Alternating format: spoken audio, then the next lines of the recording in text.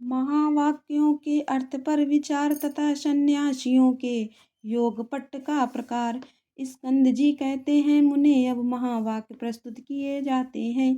प्रज्ञानम ब्रह्मा ऐतरे तथात्मप्रे अहम ब्रह्मास्मि बृहदारण्यक तत्त्वमसि छावुकाश्यम अयमात्मा ब्रह्मा माणुक्य ब्रह्म ईशावास्यमिदं सर्वं ईशानं प्राणोऽस्मि कौशी ज्ञानप्रज्ञानात्मा कौशीय यदि विहे तद् मूत्र तदिन्विह कटुंगम् अन्वद्यो तद्विदितात् तथो अविदितादधिकेनवम् एषता आत्मानन्तर्याम्यमृतां ब्रह्म सा यश्चायं पुरुषो यश्चासावादित्येषा।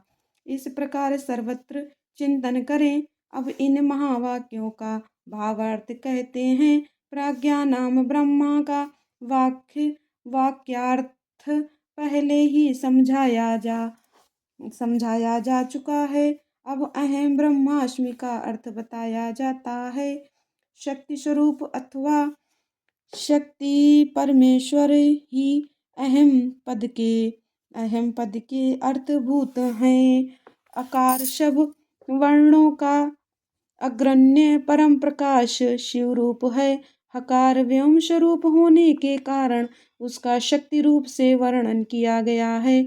शिव और शक्ति के संयोग से सदा आनंद उदित होता है। मकार उसी आनंद का बोधक है। ब्रह्मा शब्द से शिव शक्ति की सर्वरूपता स्पष्ट ही सूचित होती है। पहले ही इस बात का उपदेश किया गया है कि वह शक्तिमान परमेश्वर मैं ही हूँ, ऐसी भावना करनी चाहिए। अब तत्वमसि का अर्थ कहते हैं। तत्वमसि इस वाक्य में तत्पद का वही अर्थ है जो शो है मिश्म में शापद का अर्थ बताया गया है, अर्थात तत्पद शक्त्यात्मक परमेश्वर का ही वाचक है।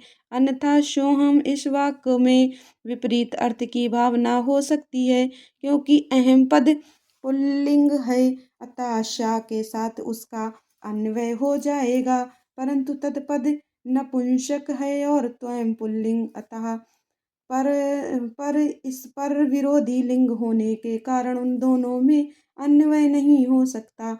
जब दोनों का अर्थ शक्तिमान परमेश्वर होगा, तब अर्थ में समान लिंगता होने से अन्वय में अनुपपत्ति नहीं होगी। यदि ऐसा न माना जाए तो स्त्री पुरुष रूप जगत का कारण भी किसी और ही प्रकार का होगा। इसलिए सोहमअश्मि का शा और तत्वमसि का ता तत्व ये दोनों समानार्थक हैं। इन महावाक्यों के उपदेश से एक ही अर्थ की भावना का विधान है। अब अयमात्मा ब्रह्मा का अर्थ बताया जाता है। अयमात्मा ब्रह्मा इस वाक्य में अयम और आत्मा ये दोनों पद पुल्लिंग रूप हैं, अतः यहाँ अन्वय में बाधा नहीं है। अयम शक्तिमान परमेश्वर, आत्मा ब्रह्मा है, यह इस वाक्य का तात्पर्य है। अब ईशावास्यमिदं सर्वम का भावार्थ बता रहे हैं। परमेश्वर से रक्षणीय होने के कारण यह संपूर्ण जगत उनसे व्याप्त है। अब प्राणोऽस्मि प्रज्ञानात्मा और यदेवे हम तद मूत्र, इन वाक्यों के अर्थ पर विचार किया जाता है। मैं प्रज्ञान स्वरूप प्राण हूँ। यहाँ प्राण शब्द परमेश्वर का ही वाचक है। जो यहाँ है वह वहाँ है, ऐसा चिंतन करे। यहाँ यत तत् का अर्थ क्रमशः यह और शाह है, अर्थात जो परमात्मा यहाँ है वह परमात्मा वहाँ है, ऐसा सिद्धांत पक्ष का अवलंबन करने वाले विद्वानों ने कहा है। उपर्युक्त वाक्य में यदि मूत्र तदन्विह, इस वाक्यांश का भाव यह है कि योह मूत्रम शाही स्थिता, अर्थात जो परमात्मा वहाँ परलोक में स्थित है वही यहाँ इस लोक में भी स्थित है। इस प्रकार विद्वानों को पहले के समान ही परम पुरुष परमात्मा रूप अर्थ यहाँ अभीष्ट है। अब अन्य देव तद्विति दीतादथो अविदितादथि। इस वाक्य पर विचार करते हैं मुनि। अन्य देव तद्विदितादथो अविदितादधि। इस वाक्य में जिस प्रकार फल की विपरीतता की भावना होती है उसे यहाँ बताता हूँ, सुनो। विदितात यह पद अथया विदितात है कि उन्हीं का इन समस्त उत्कृष्ट गुणों से नित्य संबंध है। अपने और पराये के भेद से तात के अर्थ में प्रवक्त हो सकता है। वह विदित से भिन्न है, अर्थात जो असम असम्यक रूप से ज्ञात है उससे भिन्न है। इसी प्रकार जो यथावत स्वरूप से विदित नहीं है उससे ही पृथक है। इस कथन से यह निश्चित होता है कि मुक्ति रूप फल की सिद्धि के लिए कोई और ही तत्व है जो विदित से पर है। परंतु जो आत्मा है वह स्वरूप है, वह किसी से अन्य नहीं हो सकता। अतः आत्मा या ब्रह्मा आदि पद पूर्ववत शक्तिमान परमेश्वर शिव के ही बोधक हैं, यह मानना चाहिए। अब एषता आत्माता यश्चायम पुरुषे, इन दो वाक्यों के अर्थ पर विचार किया जाता है। यह तुम्हारा अंतर्यामी आत्मा है जो स्वयं ही अमृत स्वरूप शिव है। यह जो पुरुष में शंभु है वह वही सूर में भी स्थित है। इन दोनों में कोई भेद नहीं है। जो पुरुष में है वही आदित्यों में है। इन दोनों में पृथकता नहीं है, वे तत्व एक ही हैं। उसी को सर्वरूप कहा गया है। पुरुष और आदित्य इन दोनों उपाधियों से युक्त जो अर्थ किया जाता है वह औपचारिक है। उन शंभुनाथ को सब श्रुतियाँ हिरण्यमय बताती हैं। हिरण्यवाहिनी नमा, इसमें जो बाहु शब्द है वह सब अंगों का उपलक्षण है, अन्यथा उसे हिरण्यपति कहना किसी भी यत्न से संभव नहीं होता।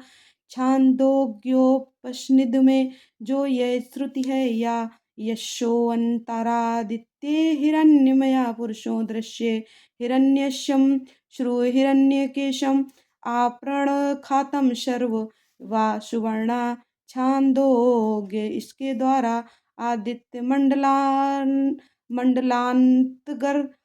मंडलांतर्गत पुरुष को सुवर्णमय दाढ़ी मूछों वाला, सुवर्ण सदृश केशों वाला तथा नख से लेकर केशाग्रभाग पर्यंत सारा का सारा सुवर्णमय एक प्रकाशमय ही बताया गया है। अतः वह हिरण्यमय पुरुष साक्षात शंभु ही है।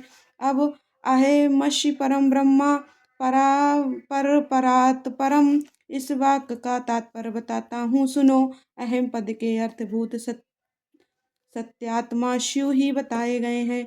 वे ही शिव मैं हूँ, ऐसी वाक्यार्थ योजना अवश्य होती है। उन्हीं को सबसे उत्कृष्ट और सर्वस्वरूप पर ब्रह्मा कहा गया है। उसके तीन भेद हैं, पर अपर तथा परात पर, रुद्र ब्रह्मा और विष्णु, ये तीन देवता श्रुति ने ही बताए हैं। ये ही क्रमशः पर अपर तथा परात पर रूप हैं। इन तीनों में जो श्रेष्ठ देवता हैं वे शंभु पर ब्रह्मा शब्द से कहे गए हैं। वेदों में, शास्त्रों और गुरु के वचनों के अभ्यास से शिष्य के हृदय में स्वयं ही पूर्णानंदमय शंभु का प्रादुर्भाव होता है। संपूर्ण भूतों के हृदय में विराजमान शंभु ब्रह्मा रूप ही है। वही मैं हूँ, इसमें संशय नहीं है। मैं शिव ही संपूर्ण तत्व समुदाय का प्राण हूँ। ऐसा कहकर स्कंद जी फिर कहते हैं, मुने मैं शिव आत्मा तत्व, विद्या तत्व और शिव तत्व, इन तीनों का प्राण हूँ।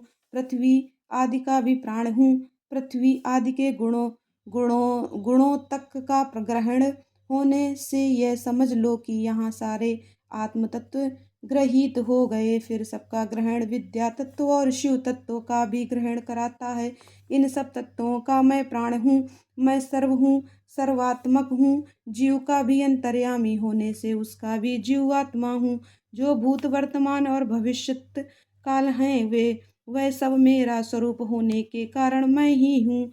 सर्वो वै रुद्रा सब कुछ रुद्र ही है। यह श्रुति साक्षात शिव के मुख से प्रकट हुई है। अतः शिव ही सर्वरूप है, क्योंकि उन्हीं का इन समस्त उत्कृष्ट गुणों से नित्य संबंध है। अपने और पराये के भेद से रहित होने के कारण मैं ही अद्वितीय आत्मा हूँ। सर्व खल्विदम खलविदम ब्रह्मा, इस वाक्य का अर्थ पहले बताया जा चुका है।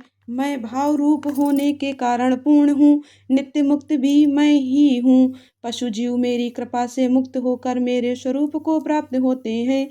जो सर्वात्मक शंभु हैं वही मैं हूँ। मैं शिव रूप हूँ। वामदेव, इस प्रकार संपूर्ण वाक्यों के अर्थ भगवान शिव ही बताए गए हैं। ईशावास्योपनिषद की श्रुति के 2 वाक्यों द्वारा प्रतिपादित अर्थ साक्षात शिव की एकता का ज्ञान प्रदान करने वाला है होता है।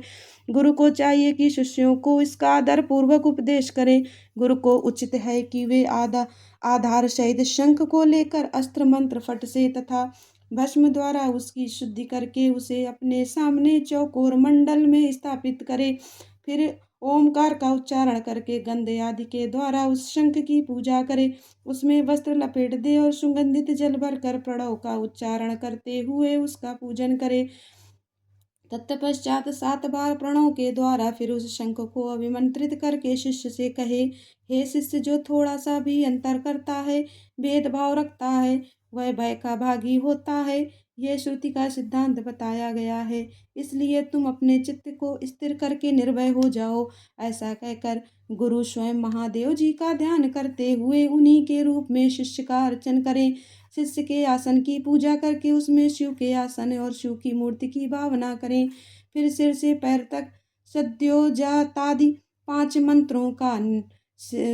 मंत्रों का न्यास करके मस्तक, मुख और कलाओं के भेद से प्रणव की कलाओं का भी न्याय करें। शिष्य के शरीर में 38 मंत्र रूपा प्रणव की कलाओं का न्यास करके उसके मस्तक पर शिव का आह्वान करें। तत्पश्चात स्थापनी आदि मुद्राओं का प्रदर्शन करें। फिर अगन्यास करके आसन पूर्वक षोडश उपचारों की कल्पना करें। खीर का नैवेद्य अर्पण करके ओम स्वाहा का उच्चारण करें। कुल्ला और आचमन कराएं। अर्घ आदि देकर क्रमशः धूप दीप आदि समर्पित करें। शिव के 8 नामों से पूजन करके वेदों के पारंगत ब्राह्मणों के साथ ब्रह्मा विद्यापनोति परम इत्यादि ब्रह्मानंदवल्ली के मंत्रों को तथा भृगुवैर वारुणी इत्यादि भृगुवल्ली के मंत्रों को पढ़े। तत्पश्चात यो देवानां प्रथम पुरुषतात से लेकर तस्य प्रकृतिलीनस्य या परा सा महेश्वर तक महानारायणोपनिषद तक के मंत्रों का पाठ करे। इसके बाद शिष्य के सामने कहांकार आदि की बनी हुई माला लेकर खड़े हों। गुरु शिव निर्मित पांचाशिक शास्त्र के सिद्ध स्कंद का धीरे धीरे जप करें। अनुकूल चित्त से पूर्णो हम इस मंत्र का जाप करके गुरु उस माला को शिष्य के कंठ में पहना दें। तदनंतर ललाट में तिलक लगाकर संप्रदाय के अनुसार उसके सर्वांग में विधिवत चंदन का लेप कराएं। तत्पश्चात गुरु प्रसन्नता पूर्वक श्रीपाद युक्त नाम ले देकर शिष्यों को छत्र और शरण पादुका अर्पित करें। उसे व्याख्यान देने तथा आवश्यक कर्म आदि के लिए गुरुवासन ग्रहण करने का अधिकार दें। फिर गुरु अपने उस शिव रूपी शिष्य पर अनुग्रह करके कहें, तुम सदा समाधिस्थ रहकर मैं शिव हूँ, इस प्रकार की भावना करते रहो। यूँ कहकर वह स्वयं शिव को नमस्कार करे। फिर संप्रदाय की मर्यादा के अनुसार दूसरे लोग भी उसे नमस्कार करें। उस समय शिष्य उठकर गुरु को नमस्कार करे। अपने गुरु को और उनके शिष्यों को भी मस्तक झुकाए। इस प्रकार नमस्कार करके सुशील शिष्य जब मौन और विनीत भाव से गुरु के समीप खड़ा हो, तब गुरु स्वयं उसे इस प्रकार का उपदेश दे, बेटा, आज से तुम समस्त लोगों पर अनुग्रह करते रहो। यदि कोई शिष्य होने के लिए आए तो पहले उसकी परीक्षा कर लो, फिर शास्त्र विधि के अनुसार उसे शिष्य बनाओ। राग आदि दोषों का त्याग करके निरंतर शिव का चिंतन करते रहो। श्रेष्ठ संप्रदाय के सिद्ध पुरुषों का संग करो, दूसरों का नहीं। प्राणों पर संकट आ जाए तो भी शिव का पूजन किए बिना कभी भोजन न करो। गुरु भक्ति का आश्रय ले सुखी रहो सुखी रहो। मुनीश्वरों वामदेव तुम्हारे स्नेहवश अत्यंत गोपनीय होने पर भी मैंने ये योग पट्ट का प्रहार तुम्हें बताया है। ऐसा कहकर स्कंद ने यतियों पर कृपा करके उनसे सन्यासियों के छौरे और स्नान विधि का वर्णन किया।